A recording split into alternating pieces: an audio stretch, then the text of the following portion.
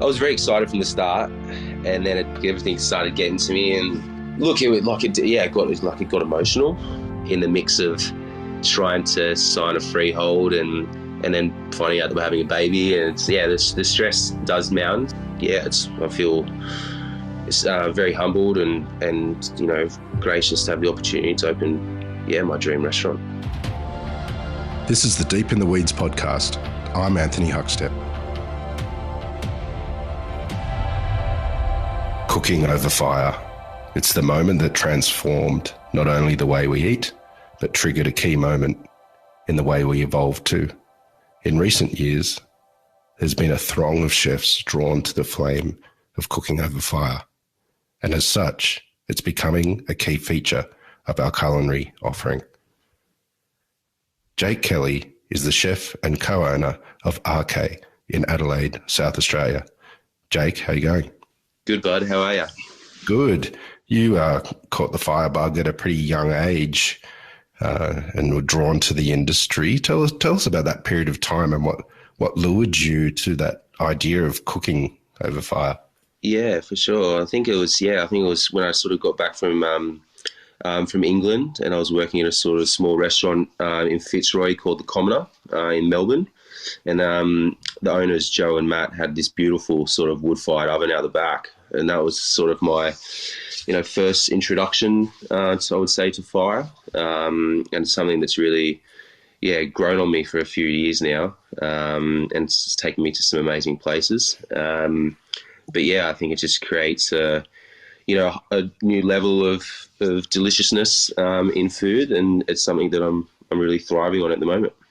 The idea of the Aussie barbecue is well known to all of us in Australia, but it's often associated with burning your eyebrows and overcooking sausages. But tell us about the challenges of cooking over fire compared to cooking on a stove with gas or with induction or electric. Yeah, look, I think, cooking over fire just creates obviously another complete new element. I think having... I sort of explained this to a friend, Max, the other day. Cooking with fire, just you can put a log of wood on the fire and it can burn completely different. You have really no control of the heat. Once you put a couple of logs on, you get this raging fire. But I think the main purpose is you want really good coals to cook over. That's something that I learned very heavily on at Burn Ends when I was up in Singapore for a few years. Not obviously knowing too much about the controlling of heat. Dave really stood me down the path of, creating good coals is a really good thing. And if you don't have good coals, you're going to find it pretty hard to cook over. So, that was a big learning curve. Your career has really shown you to be a bit of a globetrotter in regards to all the amazing venues that you've worked at, and we can get into that at some stage. But you grew up on the central coast of New South Wales. What was food like for you growing up? Oof. The old man used to make some good stews at home. The old little the deviled sausage was always a go-to. But look, I think sort of the passion definitely came from the old man. Mum never really touched the kitchen. If Mum ever cooked, it was meat pies in the oven. So Dad was a little bit more experimental in that case. I think that's, from an early part when I was probably about 12 or 13 and watching Dad cook and doing the home sort of style cooking for me, my brother and my sister was something I definitely enjoyed doing. But obviously I was very sporty when I was young. So when I came home, Dad always had a plate the size of Mount Everest and I'd always eat it. So, so definitely, I would say, it came from the old man side and got me into cooking for sure. You went to the UK at a very young age and worked in some restaurants. Tell us about that time and what impact it had on you. Yeah, look, I kind of kicked myself a little bit that I went over there so young. I think I was doing a stage at the Fat Duck when I was 19. And then moving from a kitchen like that into the library, they sort of weed through them. If you're not hard enough at the library, then you don't really last. I wasn't obviously at the library for an immense amount of time. I think I was just shy of a year, but Yeah, it was just, it was a very hard kitchen, and I wish I sort of toughed it out a little bit more. But, I think everyone knows, or every chef knows on how hard it can be, especially a few years ago in English kitchens. But, yeah, I really thrived on the opportunity at the Dark and at the Library, and I sort of made it good when I was there. And, Brett's been a massive mentor for me, and an idol, I would say, in the way he approaches food. So, yeah, I was very, very, very honoured to be able to work in that kitchen for sure. Those early days when you came back to Australia, what were the real pivotal moments for you, and what kitchens were you in that sort of changed and transformed you? Yeah, I think working with Scott. Scott's, is been amazing. I think since that period, we've clicked very, very well. I worked for Scott at Estelle, and he reopened when it was Estelle Bistro. So yeah, he's been, he's been amazing. Like, I was with him the other day. I showed him through the restaurant, and he's just got that knack of being able to walk into a venue, and especially a new one or one that's about to open, and just throw all these curveballs at you to actually start thinking about it. And it's something that you probably wouldn't necessarily see. So, yeah, Scott was definitely a pivotal moment. And I think, that year that I was with Scott, I was fortunate enough to win Australian Young Chef of the Year. And, he really pushed me down the path of being the chef I am today. So I thank him for that. Well, that was 2015 that you won Young Chef of the Year with the Appetite for Excellence program. Tell us about what it was like going through that, and what impact that award had on you. Yeah, no, for sure. I think the whole program that was run at the time was, it's amazing for young chefs. I think it was a really good, I'd hate the word competition, but it was definitely a good, camaraderie. I met a lot of good people out of that, a lot of good producers, and met people like yourself, which was great. So, yeah, that was a really good process to be a part of. And the cooking side of things is, to win that, you actually got to cook. So, yeah, it was a really good award to win. And after that, I was very fortunate enough, and the prize was to travel overseas. I used that as pretty much as an eating trip. I ate it. In total, I think it was 21 Michelin stars. Wow. Restaurants that I ate, over a period of time, or combined in total. So, yeah, like to Farbican, to Noma, to Mamo.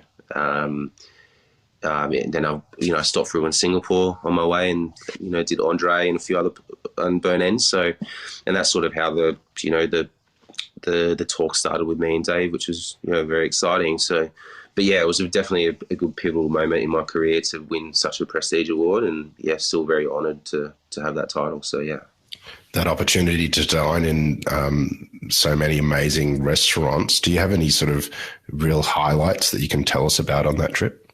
Yeah, for sure. I think there was two good highlights. When I ate at Mamo, I've been following like Espen for quite some time, and I ate there by myself. And I ate nearly everywhere by myself, actually. Then I got like a nice little handwritten letter from Espen and from Rene Redzepi when I dined at Noma as well. So, yeah, I think when you're 23 years old, and you get a little handwritten letter by so chefs of that caliber, it sort of gives you a few goosebumps. And yeah, it was definitely a very exciting time, and then obviously heading to Farbican for a week stage as well, and spending some time with Magnus as well on the last night was also very exciting. So yeah, I was very chuffed in good hands on that trip for sure. The ingredients and techniques of that region in the world are very different to here in many ways. What's some of the memories you have of being in that kitchen and ingredients that you worked with that surprised you? Oh, I think the seafood is absolutely phenomenal. The cold waters of, Scotland and even in Norway. It's second to none. It's absolutely stunning. And, the king crab that they had at Farbican, and other seafood items that I looked at, especially at Noma, because I think when I was there, it was in their old site. And a good friend, Merrick Anderson, who's still actually currently working for Rene, sort of brought out this massive seafood platter, and king crab and razor clams and all these amazing seafood. I thought it was something that I'd never eaten before, and it was a really big highlight. And obviously the root cellar at Farbican was was amazing as well. So, seeing all their preserves and pickles and all that kind of stuff was, was another good highlight, and how they integrate that into their menu, for sure. Winning Young Chef of the Year in Australia isn't the only accolade that you've received. You've also won Young Chef of Southeast Asia. You placed second in the world in Milan as well. You've got a pretty full trophy cabinet. Take us to Milan with that cooking competition where they have young chefs from all over the world, and tell us about your signature dish that sort of wowed the judges so much. Yeah. It sort of started in Singapore. And I didn't really sort of have an option. Pinto was very much adamant that I had to do it. And he's like, if you don't do it, you'll lose all your tips and service for the rest of the year. And I was like, well, fuck, that's not happening. So I jumped straight onto it. So, leading up into the sort of the regionals, Dave was, very pushing me. He was making me do my dish at least 2 or 3 times a week. So, because he wanted me to win and he wanted me to succeed, and which was great to have a boss that's so motivated behind you. So it was. I'll never forget. We were doing the 12 chef 12 months, and we had James Lowe in the kitchen, and I didn't get to be a part of that dinner because the award ceremony was on that night. So the kitchen was hectic, and I went out and was fortunate enough to win, and then basically Dave got on the blower. He said, congratulations. And he goes, bring everyone back to Burnt Ends. We're having a party. So there was myself, Tets, Richard Ekebus, Shelev. We all went back to Burnt Ends and had this massive party with James and all the guests that turned into a late night chili crab feast down in Keong Sack. So it was, that first sort of moment, winning that award was very good. And then moving forward onto Milan, Dave kept pushing me, and gave me the time that for me to actually really focus on it and give it a good crack. And Richard, who was my mentor from Hong Kong, he's second to none. He's got a world of experience, and he used to do Bacchus as well back in the day. So having someone like him in my corner was a very big help. And my dish was an aged pigeon dish, which, I sort of wanted to show, again, who I was as a chef, and integrate that Australian flair. So I used about 5 different types of native Australian ingredients, and comprised that to a big dish. So there was an aged pigeon done in strawberry gum and native pepper berries. There was a little compote made with rye berries, wattle seed was involved, and beetroot. I used pigeon because, I love eating game. I think it's something that doesn't probably get recognised as much, especially obviously in Australia. But there was something I just love cooking as well. And I took like 20 kilos of jarrah wood from Burnt Ends and cooked it over fire in the competition, which was really great. And obviously the judges were second to none. You had Dominique Cren, you had Paul Bray, you had Anna Ross. Brett was there.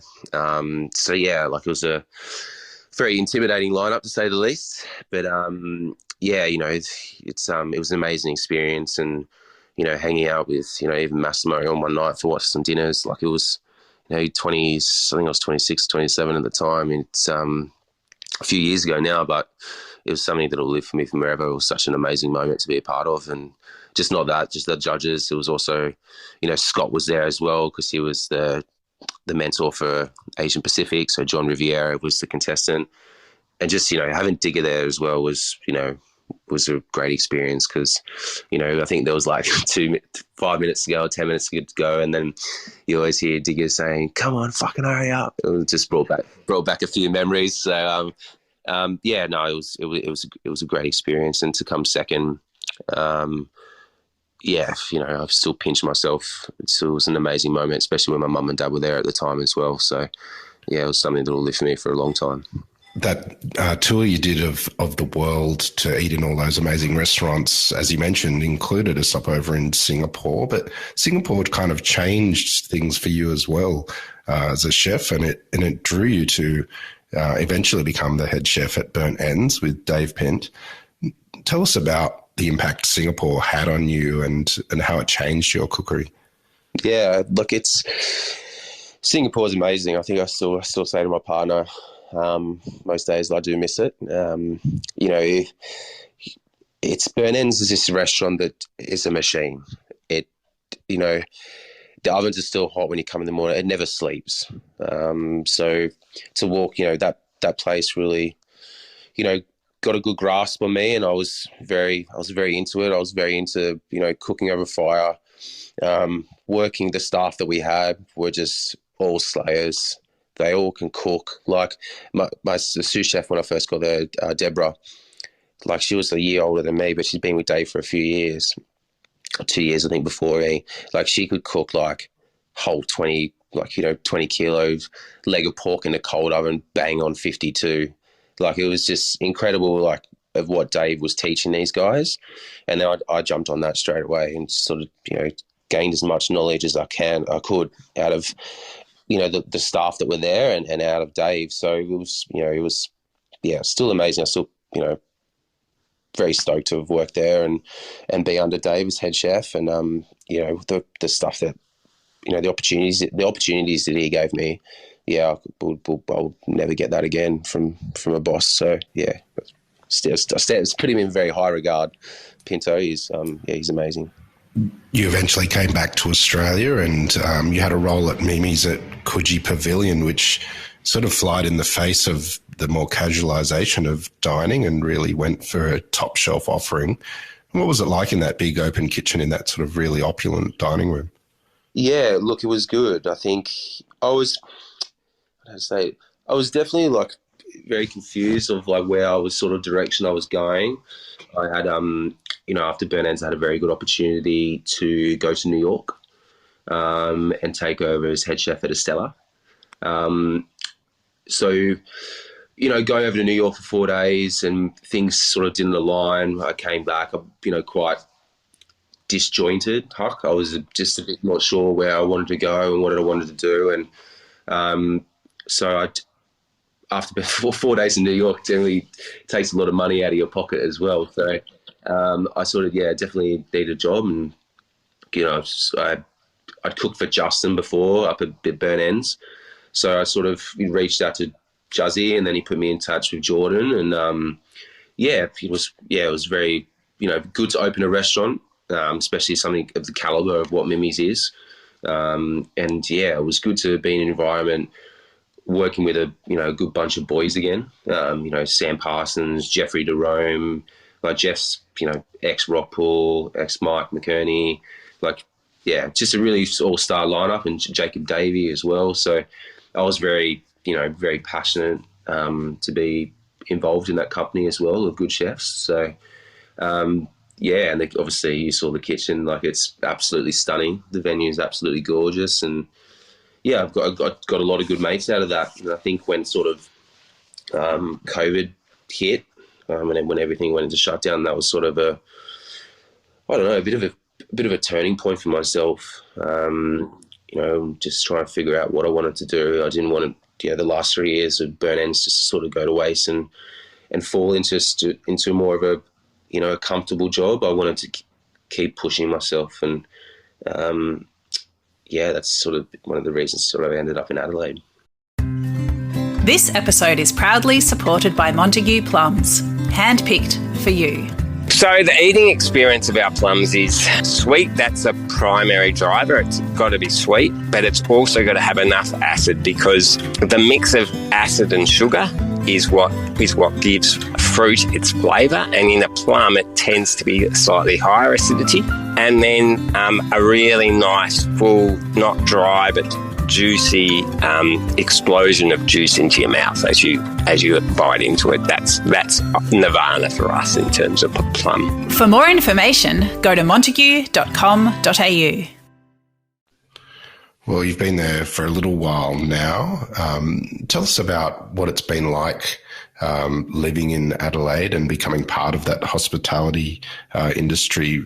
Yeah. The heartless start was it was pretty hard. I'm not gonna lie. I fell into a role probably that was probably not suited to me as much, and I finished up there pretty quickly. And yeah, look, I was a bit down in the dumps, and it was a big move to make, and I just moved my whole life here, and got in touch with some really good people, Michael Cameron and Jack Cameron, the owners of Pirate Life Brewery. And yeah, met them down in Port Adelaide one afternoon, and they were like, you know, what are you doing? And I was like, look, I don't know. You know, had a pretty rough few months. I'm just going to just see what happens. And during this time, I met my beautiful partner, Anna. So I didn't really want to up and leave and head back to Sydney, because Justin was definitely at me to come back and do something good. But yeah, I sort of buried my roots in here. The boys at Pirate Life offered me a really good opportunity to do a pop-up over summer. And I was like, yeah, cool, that sounds good. So they, you know, hired me a food truck, and then they built me probably the best grill setup I've ever worked on in my career.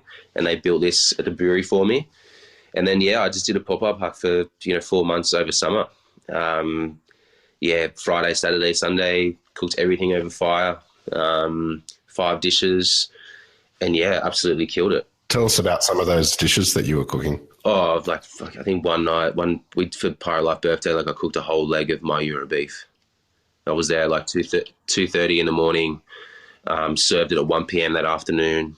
That's something, that was absolutely delicious. Yeah, we just kept it really simple. Like I still want to stay, you know, true to myself and cook everything over fire. And we didn't have a deep fryer. We didn't have anything like that in the truck.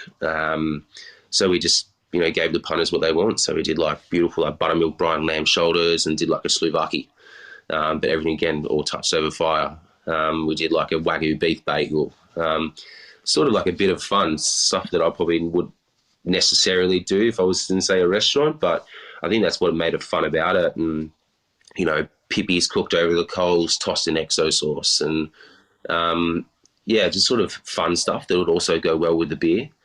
So yeah, it was a good opportunity, and then did a few good events in that meantime as well. So it was definitely a very fun period. And I had my sous chef Zach with me at the time, so it sort of all, you know, linked up, and then I got to meet my business partner Marty at that time as well.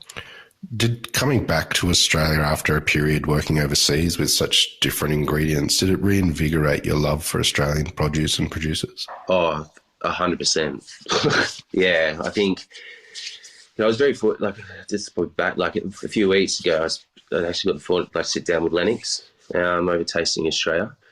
And he just really, he said a few things, a couple of sentences just about produce, and on how lucky we are in South Australia to have such unique growers and beautiful ingredients. And it sort of clicked for me, and like, it's been so nice to have that again. And especially being in Singapore, you know, everything's flown in, you know, nothing's grown there. You know, there's no cattle. You can't just go and say, oh, I'm going to go get some beef today. You know, everything's imported, and it takes, you know, 5 to 7 days to come. So, you know, it might be winter in Australia and, you know, summer in bloody, you know, in England or something, and you're getting completely different opposite produce. So, you know, to come back to Australia and have a season again, it's very exciting. It's to work to seasons again. It's really good, and the producers down here are really good. Like Naringa, I've got a beautiful, you know, biodynamic organic farm up at Mount Barker, which I go to quite regularly. You know, beautiful beef, Mayura, Nomad Farms, like seafood, lobsters from Port Lincoln. We were getting lobsters at Pirate Life. I was doing a lobster special, and we were getting them for $38 a kilo because the export market was gone.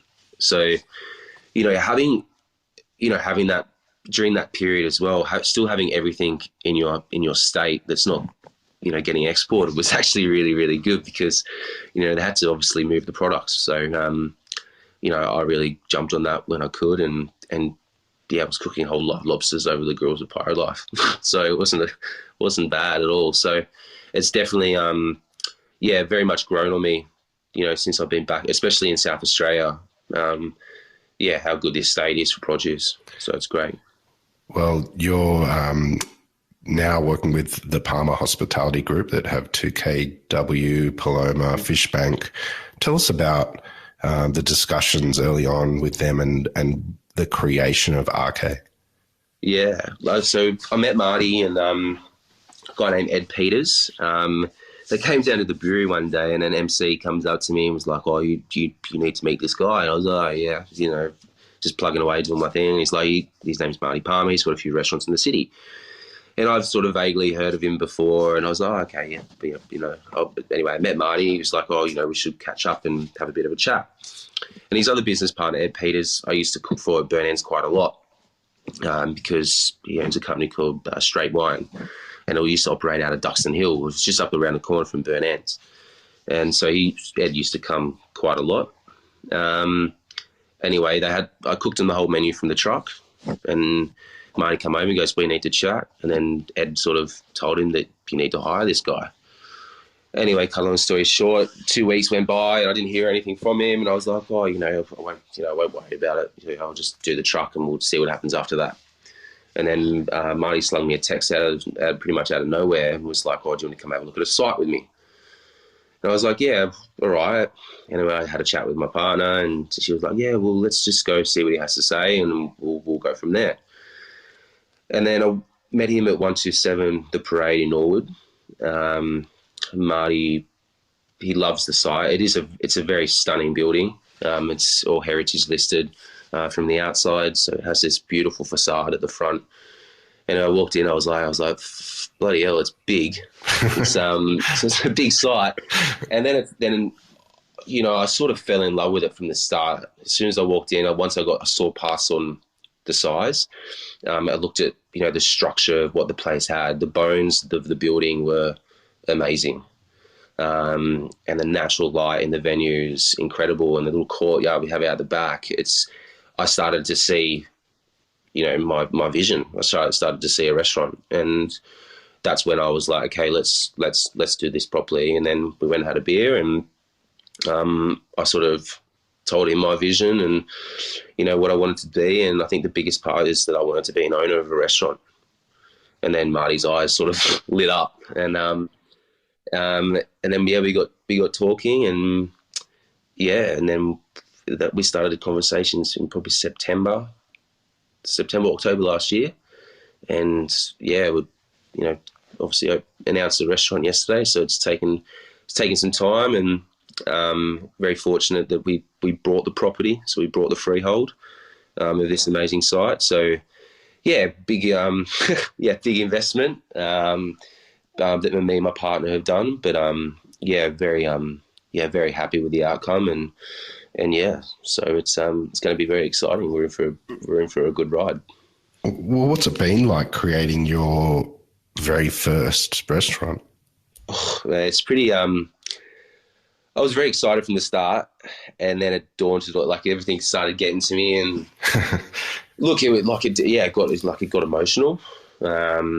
It's a big, for most people, we're expecting our first baby this year, later in the year, which is very exciting as well. So me and my partner having a little baby boy.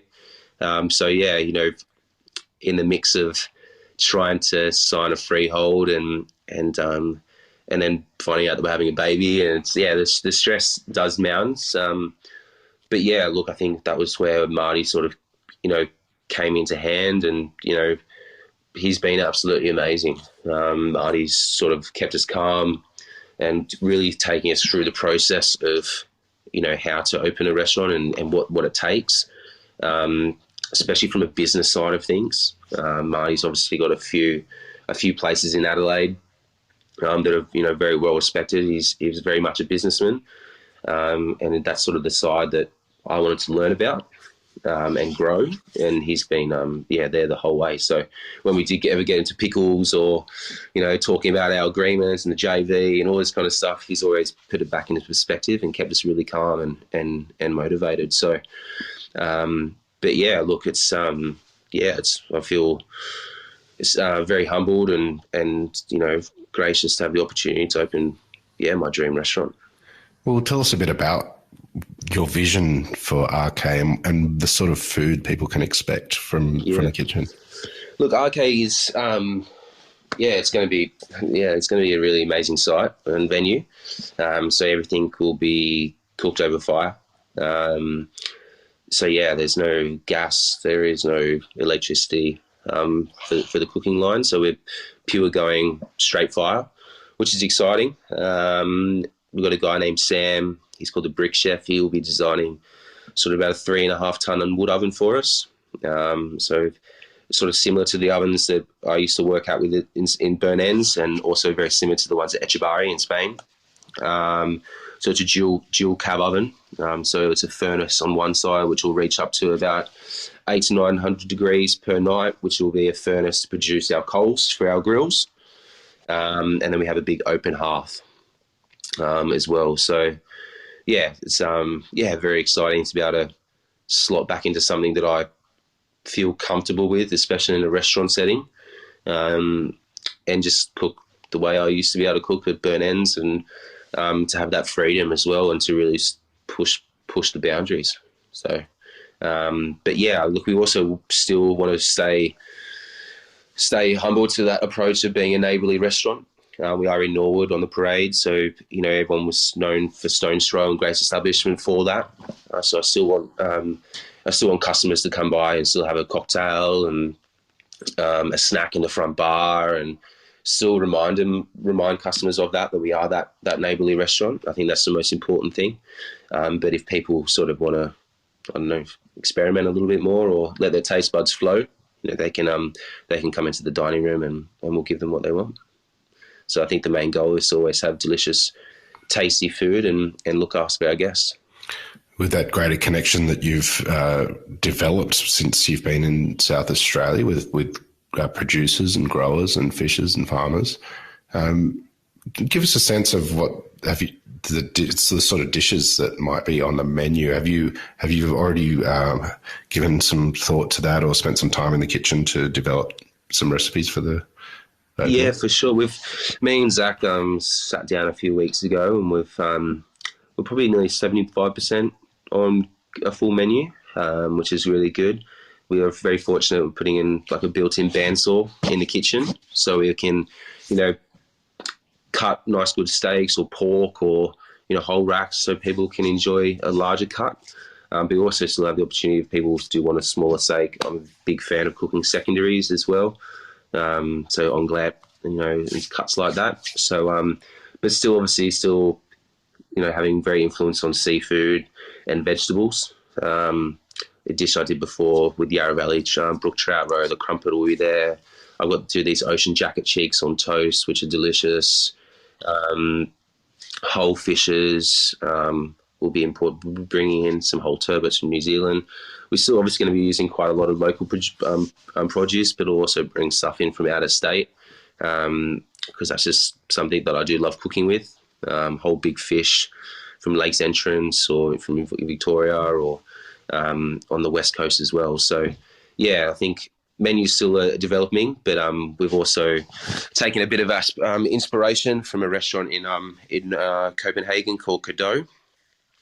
I ate there a few years ago, and they had this massive. I remember walking to the dining room. I looked at this wall of like pickles and ferments and all their garums and everything across the wall. So we do have like an iconic table in the restaurant, the chef's table, which will be going in, and the back of the wall will be all preserves and pickles and ferments all in this back wall that people can look at. So, and still having that connection to the kitchen as well, and in such a unique building. So, but yeah, very keen to get stuck into it. Well, I know you're working on it at the moment. When is the expected opening of Arkhe? Expecting opening, it's looking like probably late September or early October. So, it's still, we've got probably about a 4-month build, and demo should start next week. So I think once we get that going, we can move pretty quickly. So I'm very stoked for a design company called Studiogram to be on board. They've designed, some really beautiful restaurants in Adelaide. Most recent one is Fragazzi, the Simon Kadachi Group, Chabot Show. There's good restaurants in Adelaide that have been designed by them, and that was something Marty was whether we push somebody to use Studiogram because they're such a unique architect firm, and what they've designed is, it's going to be really amazing. So really looking forward to it. Well, I'm sure a lot of people in Adelaide and Australia are looking forward to it as well, Jake. We've loved having you on Deep in the Weeds today to hear your story. Please keep in touch, and will do, mate. We'll catch up with you soon. Awesome. Thanks, Huck. Appreciate it. This is the Deep in the Weeds podcast. I'm Anthony Huckstep. Stay tuned as we share the stories of Australia's hospo community, suppliers and producers in search of hope during this pandemic. Special thanks to executive producer Rob Locke for making this all happen. Follow us on Instagram at Deep in the Weeds Podcast, or email us at podcast@deepintheweeds.com.au. Stay safe and be well.